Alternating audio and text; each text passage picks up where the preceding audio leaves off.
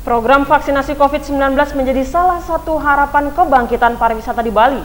Pemerintah Provinsi Bali pun masih menunggu perkembangan hasil vaksinasi untuk membuka kembali kunjungan wisatawan asing. Ini menjadi fokus utama pemberitaan Jawa Pos Radar Bali edisi Jumat 26 Februari 2021. Pemirsa, mari kita simak editorial harian Jawa Pos Radar Bali. Sudah hadir bersama saya saat ini Direktur Pelaksana Jawa Pos Radar Bali, Bapak Muhammad Ridwan. Bagaimana kabarnya hari ini? Baik, alhamdulillah sehat. Tetap sehat dan semangat ya Pak? Semangat, harus semangat. Ya. Tentu saja. Baik pemirsa, untuk itu kita akan langsung saja menuju headline pertama dari harian Jawa Pos Radar Bali edisi Jumat 26 Februari 2021. Ya. Nampak di halaman pertama Pak. Ada kabar apa ini? Di halaman pertama ini masih menunggu 70% vaksinasi dari Bali ya Pak ya. Dan tentu saja ini terkait dengan wacana dibukanya kembali pintu masuk wisatawan asing ke Bali, di mana sasaran utamanya masih ya Pak seperti tahun-tahun sebelumnya, sebelum masa pandemi itu masih wisatawan Tiongkok. Bagaimana kemudian Jawa Pos Radar Bali memberitakan isu tersebut? Baik Mbak Puspa, terima kasih. Ini menarik sekali mengenai isu vaksinasi ya, masih mengemuka dan akan terus mengemuka. Karena program vaksinasi ini sudah dimulai bulan lalu dan sampai hari ini terus berlangsung. Yang pertama kita ketahui adalah para tenaga kesehatan yang berada di garda terdepan dan kemudian para aparat-aparat negara seperti pelayan-pelayan masyarakat, termasuk juga para guru yang saat ini sedang diprogramkan. Dan untuk di Bali rencananya program berikutnya adalah untuk para pekerja wisata. Ya, untuk para pekerja wisata ini juga sedang diprogramkan untuk vaksinasi. Kenapa isu vaksinasi ini menjadi sangat penting di headline ini? Karena Bali merencanakan untuk membuka kembali pariwisata. Ya. Pariwisata yang akan dijual Bali saat ini untuk meyakinkan publik internasional bagaimana Bali itu mampu benar-benar menerapkan protokol kesehatan dengan baik dan benar. Gitu ya. Karena bukan hanya alam, bukan hanya budaya, juga bukan hanya atraksi budaya dan lainnya yang kita jual, tetapi juga bagaimana kita benar-benar membuktikan kepada dunia internasional bahwa Bali bisa melaksanakan protokol kesehatan dengan disiplin, baik dan benar, itu Mbak. Ya. Iya. Dan terlebih target utamanya adalah Tiongkok. Berarti ada pesan tersirat bahwasannya di Bali protokol kesehatannya harus setara Tiongkok juga untuk bisa menerima wisatawan asing, terutama dari Tiongkok ya Pak ya? Ya ini kan Tiongkok menjadi sebuah negara pertama di dunia yang berhasil keluar dari gemelut ini ya Pak ya, gemelut COVID-19 ya. Karena Tiongkok memang diakui sebagai negara pertama yang menularkan virus ini, tetapi juga sekaligus menjadi negara pertama juga di dunia yang mampu keluar dari belenggu COVID-19 ini. Betul. Dan ini perlu kita contoh bagaimana sebenarnya kalau kita melihat teori konspirasi kan semuanya bisa kebalik gitu ya. Kalau Tiongkok dibilang sebagai biang penularan COVID-19, tapi buktinya dia mampu menyelesaikan lebih awal dari negara lain. Karena apa? Karena faktor disiplin sebetulnya. Bagaimana kita betul-betul menegakkan aturan dalam hal penegakan prokes, protokol kesehatan ini. Kalau di Tiongkok itu benar-benar tidak ada istilah tawar-menawar. Kalau di kita, kalau kita melihat masih ada disparitas perlakuan kepada orang asing, misalnya kita belum begitu ketat atau awas kepada mereka. Tindakannya juga tidak tegas. Ya. Tidak seperti pada warga lokal begitu. Kepada warga lokal sampai hukumannya macam-macam. Nah ini yang perlu kita tegaskan ke depan, karena kita adalah yang harus ditekankan menjual bukan hanya pariwisatanya, tetapi bagaimana menerapkan protokol kesehatan ini dengan baik, Mbak. Ya. Iya. Jika melihat target sasaran utamanya itu wisatawan asing di masa depan begitu ya Pak ya. Dilihat dari pola penanganan dari pemerintah sendiri saat ini, kira-kira menurut prediksi Pak Ridwan sendiri nih, kapan kira-kira akan dibuka nih untuk wisatawan asing? Ya, jika polanya masih seperti ini. Kita kalau di Bali rencananya kan antara Juni atau Juli kita sudah mulai bisa membuka, andai kata kita mampu menerapkan aturan ini dengan baik.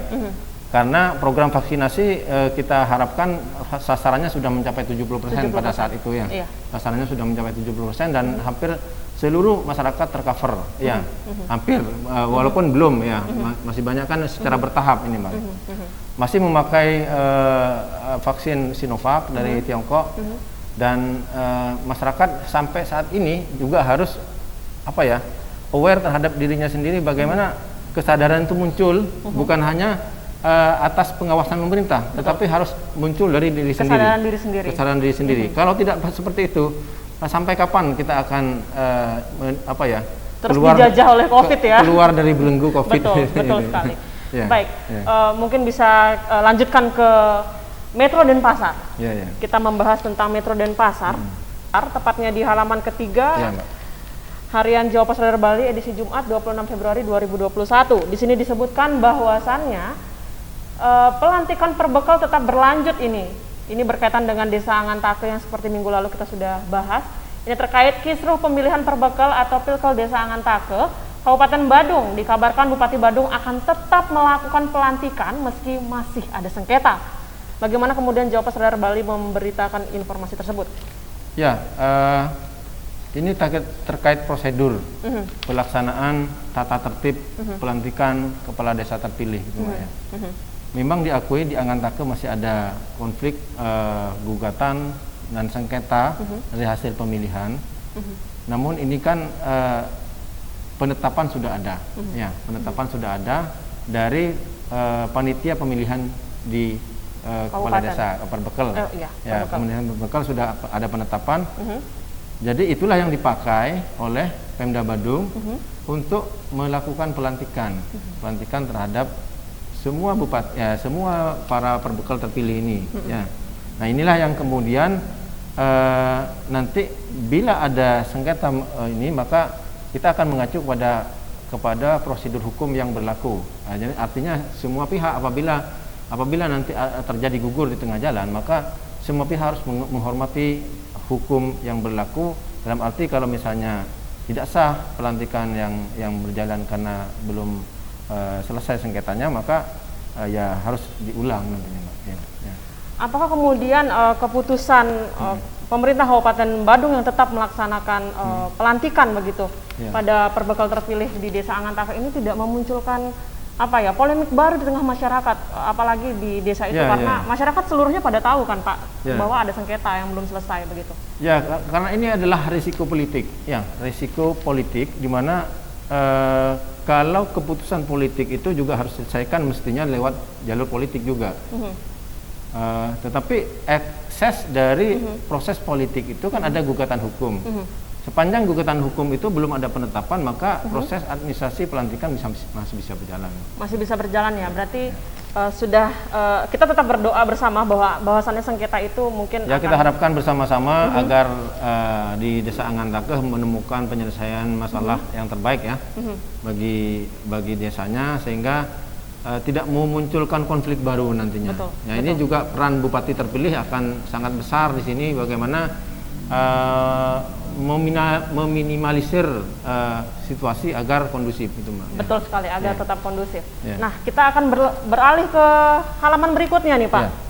Halaman Bali Dwipa, bahwa disebutkan di halaman utamanya yaitu ribuan pelanggan listrik nunggak ratusan juta. Di Gianyar, ya? Betul, di Gianyar. Hal ini berkaitan dengan pihak PLN atau UP3 Bali Timur yang mengumumkan bahwasannya nilai tunggakan listrik di wilayah Gianyar itu yang cukup besar sekali, 7 miliar. Bagaimana kemudian Jawa Pos Radar Bali memberitakan informasi tersebut?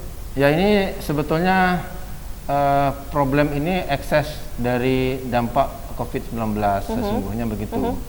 Nah, ini tapi luar biasa, ya, fantastis juga angkanya, 2.300 pelanggan. 2.300 pelanggan yang menunggak, ya, menunggak. Sangat tinggi, ya, Pak, ya. Ini sebetulnya pada pelanggan yang masih menggunakan meteran, ya.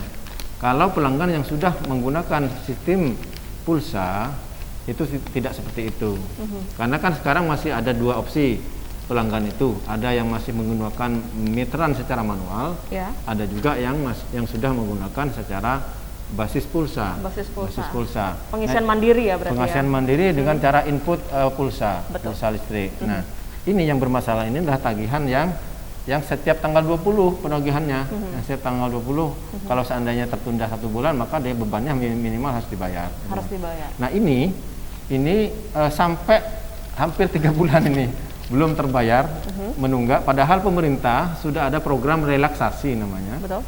Kepada pelanggan dengan meteran yang 450 volt itu dapat program gratis sesungguhnya. Program gratis. 450. Sedangkan ada juga program diskon 50% kepada pelanggan yang dengan 900 VA. Ya. Nah, inilah sebetulnya harusnya dimanfaatkan oleh masyarakat agar tidak melakukan penunggakan, karena ini sudah ada relaksasi program bahkan sampai bulan Maret ini, Mbak. Sampai bulan Maret 2021 ya? Ini masih berjalan, berjalan. Mungkin masyarakat itu kan tidak tahu prosedurnya. Nah, inilah harusnya pemerintah daerah harus aware bagaimana masyarakatnya itu memberikan sosialisasi agar kalau memang ada program agar masyarakat itu tahu dan bagaimana berhasil mengikuti program ini sehingga benar-benar terasa kepada masyarakat. Jangan sampai sudah ada program tapi tidak memanfaatkan program karena itu dia tidak tahu caranya, tidak tahu prosedurnya. Maka juga sering kali media itu sering membantu cara menginput data untuk mendapatkan listrik gratis segala macam itu bagaimana. Kadang-kadang media malah yang memberikan panduannya. Nah, ini pemerintah di daerah mestinya lebih gencar, lebih proaktif lah, Betul. lebih proaktif agar bagaimana masyarakat itu juga tidak sampai menunggak. Ya, memang kita harus bekerja sama karena toh juga PLN juga sebagai penyedia jasa energi itu juga bukan perlu modal untuk apa namanya itu? Operasional ya. Operasional Pak, ya? Karena juga beli energinya dia, bukan gratisan itu ya. Ya. Dan sekali lagi kita himbau kepada masyarakat khususnya di Kabupaten Gianyar ya terkait isu ini untuk bisa sesegera mungkin memanfaatkan program-program bijak dari pemerintah terkait dengan penggunaan listrik ya Pak ya. Ya, program relaksasi.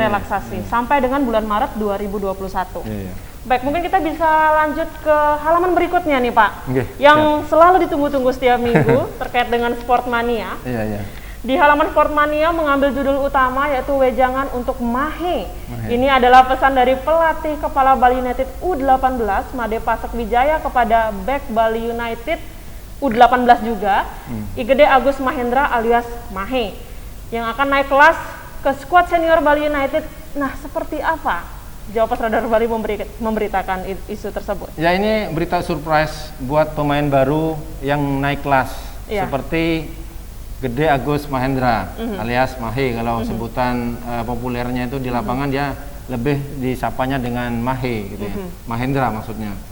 Nah, ini kan sebenarnya menyusul dari beberapa temannya dia yang sudah lebih dulu naik kelas seperti Kombang Tri, kemudian Kadek Dimas dan Irfan Jauhari yang sebelumnya juga sudah lebih duluan naik kelas. Naik kelas ya. Cuman problem yang dihadapi oleh Mahe ini kan karena Pasek Wijaya sebagai pelatihnya dia saat di U18. Ini kan Mahe kan merupakan pemain U18 dari Bali United yang kemudian dipilih oleh pelatih kepala Bali United yang sekarang Stefano Teko Tjugura yang memilih dia untuk bergabung di tim utama. Dan baru saja. Tapi kelemahan dari Mahe ini sendiri adalah komunikasi. Kelemahannya komunikasi sehingga dia selalu buntu di dalam melakukan komunikasi di lapangan. Padahal sebagai back sayap, mestinya dia lebih banyak berkomunikasi dengan partnernya di lapangan. Betul sekali. Ya. Kalau di sini kan Andika Wijaya ya, kalau sebagai partnernya dia di lapangan.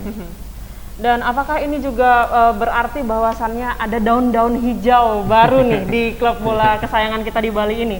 Terkait dengan potensi dari Mahe ini sendiri, Pak? Ya, kalau Mahe ini kan sebetulnya dari skill bagus, dan disiplinnya juga bagus.